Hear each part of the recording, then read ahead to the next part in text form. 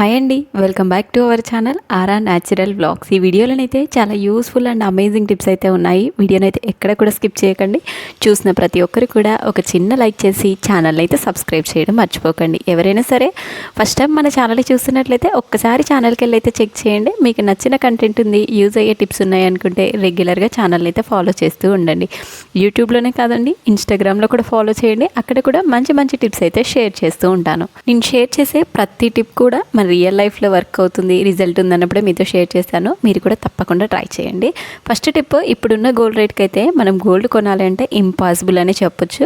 మనం ఎప్పుడైనా సరే గోల్డ్ చైన్స్ అలా వేసుకున్నప్పుడు జాగ్రత్తగా పెట్టుకోవాలి. ఎందుకంటే హుక్ కనుక ఏదైనా లూజ్ ఉంది అనుకోండి, ఎక్కడైనా పడిపోతుందన్న టెన్షన్ ఉంటుంది.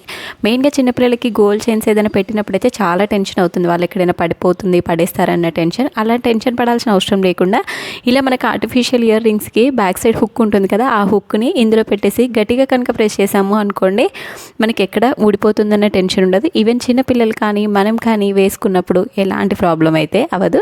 అసలు ఎంత గట్టిగా ఎంత లూజ్ అయినా కూడా ఆ హుక్ అయితే ఊడిపోకుండా స్ట్రాంగ్గానైతే ఉంటుంది. నెక్స్ట్ టిప్, ఎప్పుడైనా సరే మనం నెయిల్ పాలిష్ పెట్టుకున్న తర్వాత మూత లూజ్గా పెట్టడం వల్ల కొన్నిసార్లు గాలి తగిలి గడ్డ కట్టేస్తూ ఉంటుంది. నెక్స్ట్ టైం పెట్టుకోవాలి అనుకున్నప్పుడు అలా గడ్డ కట్టిన నెయిల్ పాలిష్ని అయితే పెట్టుకోలేము కదా. ఒకవేళ నెయిల్ పాలిష్ గడ్డ కట్టింది అనుకోండి, ఈ సింపుల్ టిప్ అయితే ట్రై చేయండి. అందులోనే మనకి కొంచెం డియోడ్రెంట్ ఉంటుంది కదా, ఆ డియోడ్రెంట్ స్ప్రే చేసి షేక్ చేసాము అనుకోండి, నెయిల్ పాలిష్ అనేది లిక్విడ్ టెక్స్చర్లోకి అయితే వచ్చేస్తుంది.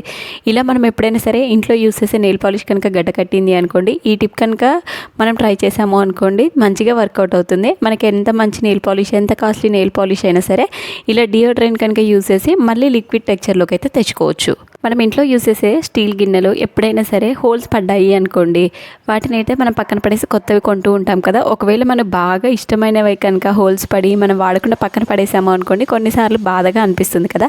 అలాంటి వాటిని పడేయకుండా మంచిగా రీయూజ్ అయితే చేసుకోవచ్చు. మనం ఇంట్లో యూస్ చేసే నెయిల్ పాలిష్ ఉంటుంది కదా, ఆ నెయిల్ పాలిష్ అనేది ఎక్కడైతే హోల్ పడిందో దానిపైన అప్లై చేసి ఎండలో ఒక 30 మినిట్స్ కనుక ఆరబెట్టామనుకోండి, హోల్ మంచిగా క్లోజ్ అయిపోతుంది.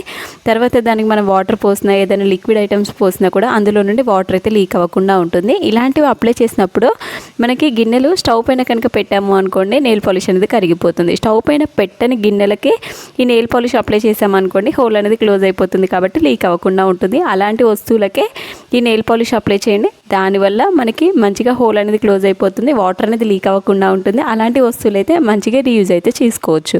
మనం వేస్ట్ అని పడేయకుండా ఇలా హోల్ క్లోజ్ చేసాము అనుకోండి, క్లోజ్ అయిపోతుంది. మళ్ళీ మనం ఇంతకుముందు ఎలా వాడుకున్నామో అలానైతే వాడుకోవచ్చు. నెయిల్ పాలిష్ కాకుండా ఎంసీల్ అనేది మనకి బయట ఎలక్ట్రిక్ షాప్స్లో దొరుకుతుంది. అది పెట్టినా కూడా ఈ గిన్నెలు అయితే అతుక్కుంటాయి. అంటే హోల్స్ పడ్డ ప్లేస్లో కనుక పెట్టాము అనుకోండి అతుక్కుంటాయి.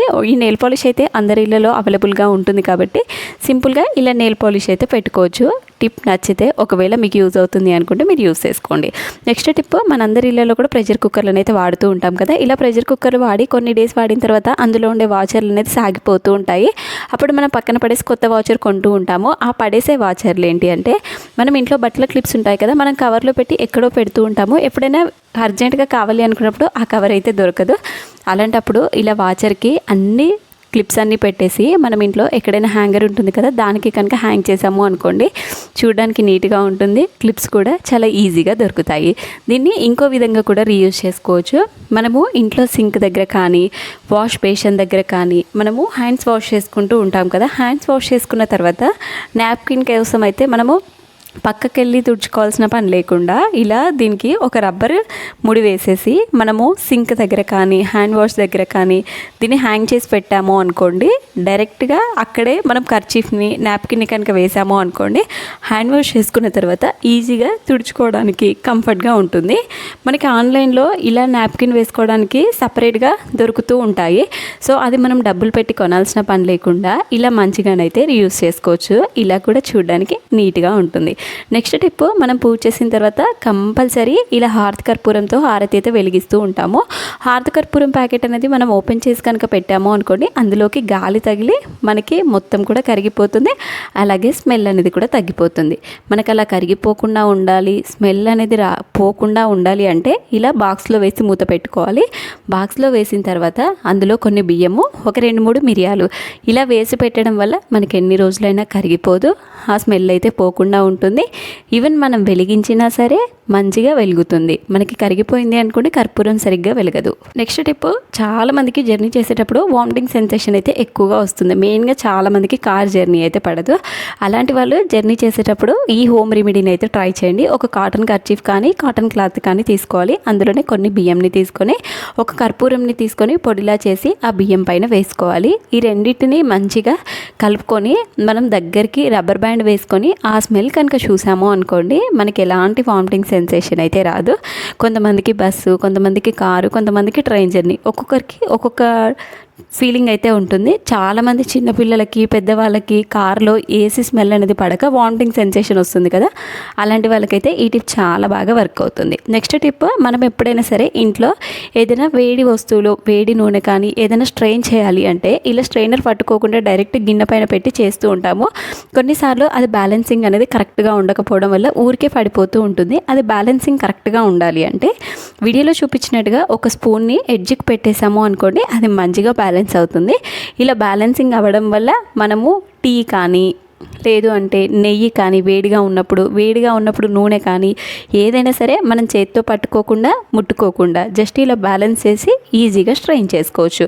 దీనివల్ల మన చేతులు కాలుతాయనే టెన్షన్ కూడా ఉండదు. నెక్స్ట్ టిప్, చాలామందికి రెగ్యులర్గా బాదం తినే అలవాటు ఉంటుంది. నైట్ పడుకునేటప్పుడు నానబెట్టుకొని నెక్స్ట్ డే మార్నింగ్ అయితే తింటూ ఉంటారు. కొన్నిసార్లు నైట్ పడుకునేటప్పుడు నానబెట్టడం మర్చిపోయిన వాళ్ళు నెక్స్ట్ డే కంపల్సరీ తినాలి అనుకున్న వాళ్ళైతే ఇలా ట్రై చేయండి. మనం బాదం నానబెట్టడానికి నార్మల్ వాటర్ వేసి నానబెడుతూ ఉంటాము. అలా నానబెట్టడం వల్ల మనకి ఓవర్ నైట్ అంతా నానాలి. ఇన్స్టెంట్గా నానాలి అన్నప్పుడు హాట్ వాటర్ వేసి ఒక 1 అవర్ పాటు మూత పెట్టి పక్కన పెట్టాము అనుకోండి బాదం అనేది చాలా చక్కగా నానిపోతుంది. నెక్స్ట్ టిప్, మనం ఇంట్లో పూజ చేసిన తర్వాత ఇలా ఫ్రైడే ధూప్ స్టిక్ అయితే వెలిగిస్తూ ఉంటాము. ఇలా ధూప్ స్టిక్ వెలిగించిన తర్వాత అది మొత్తం కాలిపోయిన తర్వాత ఆ పౌడర్ అయితే మిగిలిపోతుంది కదా, ఆ పౌడర్ మనం రోజు చెత్తలో పడేస్తూ ఉంటాము. వేస్ట్ అని పడేయాల్సిన అవసరం లేకుండా ఇప్పటి నుండి ఆ పౌడర్ అంతా కూడా మీరు కలెక్ట్ చేసుకొని డబ్బాలో వేసుకోండి. వాటితో కనుక మనం రాగి ఇత్తడి వస్తువులు కనుక క్లీన్ చేసుకున్నాము అనుకోండి చాలా మంచి షైనింగ్ వస్తాయి. మనకి పీతాంబరి పౌడర్ కానీ ఆన్లైన్లో చాలా లిక్విడ్స్ చాలా రకాలు దొరుకుతూ ఉంటాయి. కాపరు అంటే రాగి ఇత్తడి వస్తువులు క్లీన్ చేయడానికి అది ఏది అవసరం లేకుండా జస్ట్ ఈ పౌడర్తో కనుక మనం క్లీన్ చేసుకున్నాము అనుకోండి చాలా మంచి షైనింగ్ వస్తాయి. దానిపైన ఉండే డస్ట్ నల్లదనం అంతా కూడా చాలా ఈజీగా వదిలిపోతుంది. మీకు వీడియోలో కనిపిస్తుంది కదా, జస్ట్ ఆ పౌడర్ వేసి నేను ఫింగర్తో రబ్ చేశాను, అంత నీట్గా అయిపోయింది. తర్వాత టిష్యూ పేపర్తో కనుక క్లీన్ చేసి చూసుకున్నాము అనుకోండి డిఫరెన్స్ అనేది మీకే అర్థమైపోతుంది. ఇలా పెద్ద పెద్ద రాగి ఇత్తడి వస్తువులు ఏవైనా సరే ఈ పౌడర్తోనైతే క్లీన్ చేసుకోవచ్చు.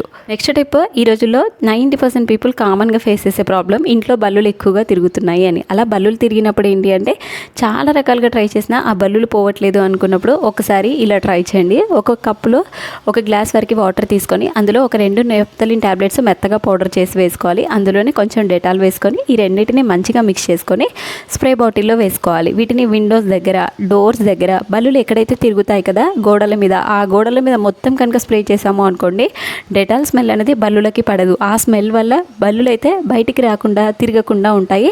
ఒకవేళ మనం ఇంట్లో గోడలకి మొత్తం కనుక స్ప్రే చేసాము అనుకోండి అసలు ఇంట్లో బల్లులే రావు, బల్లులు కూడా తిరగవు. బల్లులు రాకుండా ఉండాలి అంటే ఇది ఒక పర్మనెంట్ సొల్యూషన్ అని అయితే చెప్పొచ్చు. ఐ హోప్ టిప్స్ అన్ని నచ్చాయని అనుకుంటున్నాను. మీకు ఏ టిప్ నచ్చిందో కామెంట్ చేయండి. ఫర్దర్గా మీకు ఎలాంటి టిప్స్ కావాలో కామెంట్ చేయండి. నెక్స్ట్ వీడియోస్లోనైతే తప్పకుండా చేయడానికి అయితే ట్రై చేస్తాను. వీడియో చూసిన ప్రతి ఒక్కరు కూడా లైక్ చేసి సబ్స్క్రైబ్ చేసి సపోర్ట్ చేయడం మాత్రం మర్చిపోకండి.